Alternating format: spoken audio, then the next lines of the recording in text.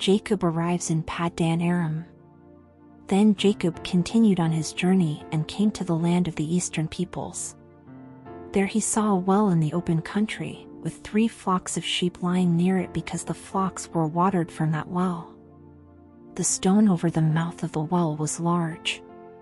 When all the flocks were gathered there, the shepherds would roll the stone away from the well's mouth and water the sheep. Then they would return the stone to its place over the mouth of the well. Jacob asked the shepherds, "My brothers, where are you from?" "We're from Haran," they replied. He said to them, "Do you know Laban, Nahor's grandson?"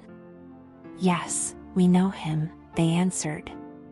Then Jacob asked them, "Is he well?"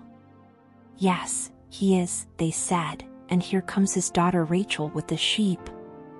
"Look," he said, "the sun is still high, it is not time for the flocks to be gathered. Water the sheep and take them back to pasture." "We can't," they replied, "until all the flocks are gathered and the stone has been rolled away from the mouth of the well. Then we will water the sheep." While he was still talking with them, Rachel came with her father's sheep, for she was a shepherd.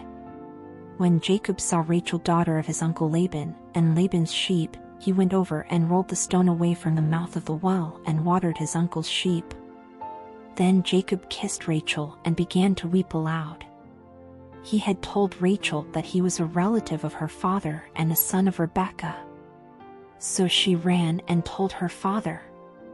As soon as Laban heard the news about Jacob, his sister's son, he hurried to meet him.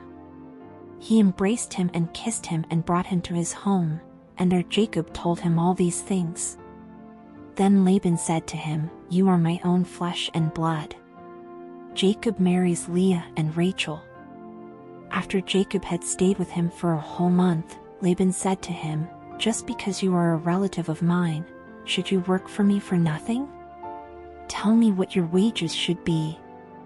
Now Laban had 2 daughters, the name of the older was Leah, and the name of the younger was Rachel.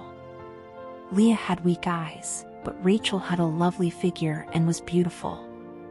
Jacob was in love with Rachel and said, "I'll work for you 7 years in return for your younger daughter Rachel." Laban said, "It's better that I give her to you than to some other man. Stay here with me."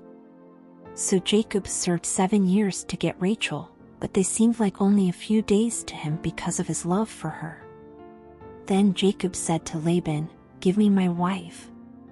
My time is completed, and I want to make love to her."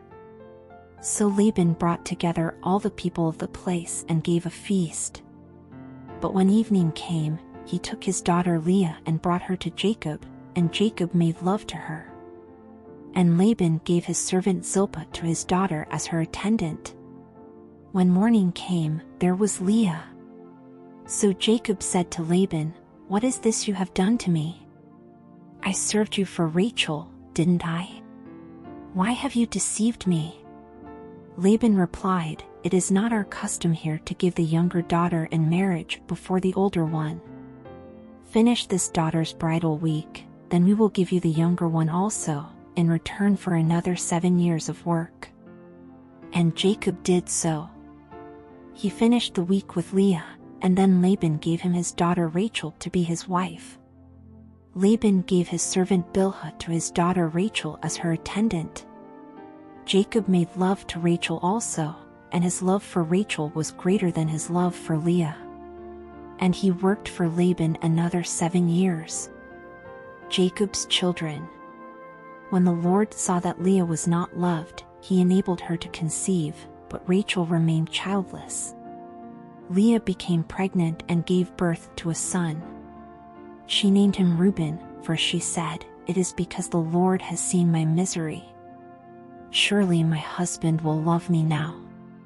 She conceived again, and when she gave birth to a son she said, "Because the Lord heard that I am not loved, he gave me this one too." So she named him Simeon. Again she conceived, and when she gave birth to a son she said, "Now at last my husband will become attached to me, because I have borne him 3 sons." So he was named Levi. She conceived again, and when she gave birth to a son she said, "This time I will praise the Lord." So she named him Judah. Then she stopped having children.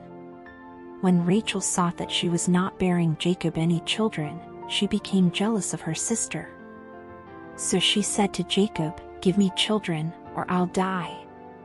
Jacob became angry with her and said, "Am I in the place of God, who has kept you from having children?"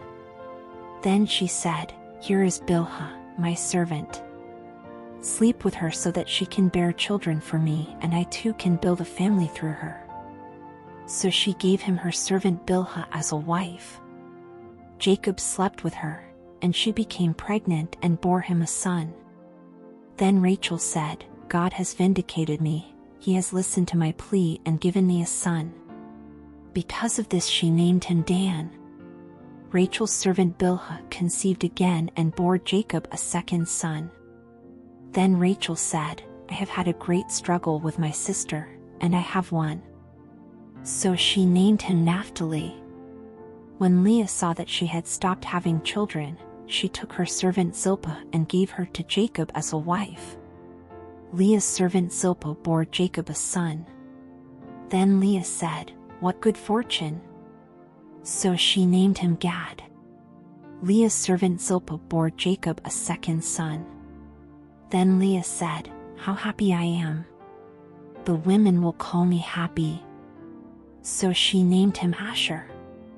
During wheat harvest, Reuben went out into the fields and found some mandrake plants, which he brought to his mother Leah.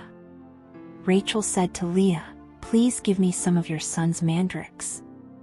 But she said to her, "Wasn't it enough that you took away my husband? Will you take my son's mandrakes too?" "Very well," Rachel said, "he can sleep with you tonight in return for your son's mandrakes." So when Jacob came in from the fields that evening, Leah went out to meet him. "You must sleep with me," she said. "I have hired you with my son's mandrakes." So he slept with her that night. God listened to Leah, and she became pregnant and bore Jacob a fifth son. Then Leah said, "God has rewarded me for giving my servant to my husband." So she named him Issachar. Leah conceived again and bore Jacob a sixth son. Then Leah said, "God has presented me with a precious gift. This time my husband will treat me with honor, because I have borne him 6 sons." So she named him Zebulun. Some time later she gave birth to a daughter and named her Dinah. Then God remembered Rachel. He listened to her and enabled her to conceive. She became pregnant and gave birth to a son and said, "God has taken away my disgrace." She named him Joseph and said, "May the Lord add to me another son."